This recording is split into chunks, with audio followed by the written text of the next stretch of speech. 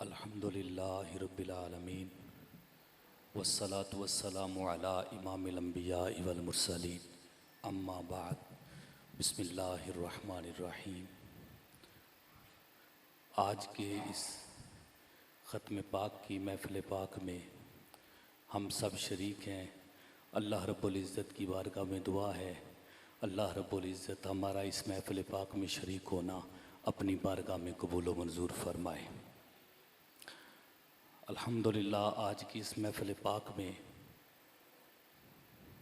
हजूर सैयदी व मुरब्बी पेशवाए अहले सुन्नत मुजाहिद मिल्लत इस्लामिया पीर तरीक़त रहबर शरीयत हजूर पीर मोहम्मद अफ़ज़ल क़ादरी साहिब दामत बरकातुहुल आलिया व हफ़िज़हुल्लाहु तआला आपके ज़ेर साया हम यहाँ पे बैठे हुए हैं।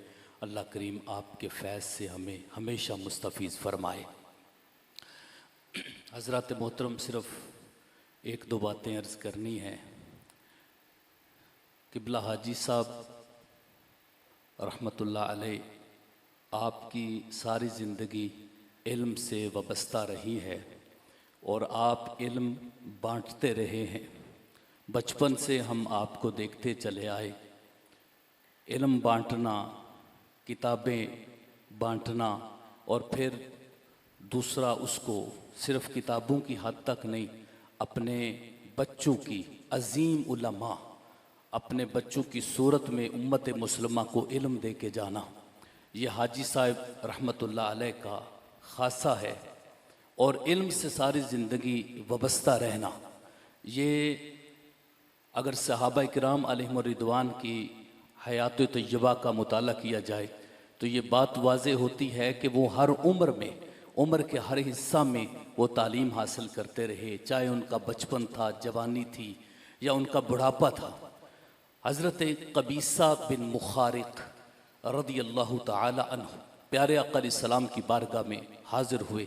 अर्ज़ की, या रसूलल्लाह सल्लल्लाहु अलैहि वसल्लम। प्यारे आका अलैहिस्सलातु वस्सलाम ने जब उनको देखा ना तो फरमाया, आप किस काम आए हैं, आप अपना मसला बताइए। तो उन्होंने अर्ज़ की, या रसूलल्लाह सल्लल्लाहु अलैहि वसल्लम, मैं बूढ़ा हो चुका हूँ, मेरी हड्डियाँ कमज़ोर हो चुकी हैं, मैं चाहता हूँ कि आप मुझे कोई ऐसा जुमला, कोई ऐसा इल्म दिखा दीजिए जो मेरे लिए नफ़ा बख्श हो। तो आका अलैहिस्सलातु वस्सलाम ने उनको फिर ये सिखाया था, सुबहानल्लाहिल अज़ीम व बिहम्दिही।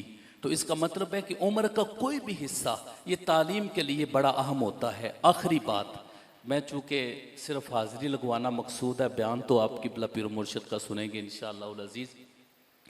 तो एक सहाबी हज़रत आमिर बिन सलमा रदियल्लाहु ताला अन्हु, आप फरमाते हैं कि उस वक़्त मेरी उम्र तकरीबन 6 साल के करीब होगी। मेरे वालिदैन और मेरा कबीला अभी मुसलमान ना हुआ था। तो हम जिस कबीले में रहते थे वो कबीला मदीना पाक के रास्ते के बिल्कुल करीब था। तो मैं क्या करता था, मैं उस वक़्त मदीना पाक के रास्ते पे आकर बैठ जाया करता था और जो शख्स मुझे मदीना पाक से आता हुआ नजर आता मैं उसको रोक लिया करता और रोक कर मैं उसे कहता कि मुझे कुरान पाक सिखाओ, जो आप मदीना पाक से सीख कर आए हैं वो कुरान पाक मुझे भी सिखाइए, मैं सीखना चाहता हूँ। फरमाते हैं मैं सीखता रहा यहाँ तक कि मेरे वालिदैन और मेरे कबीला के अफराद मुसलमान हो गए।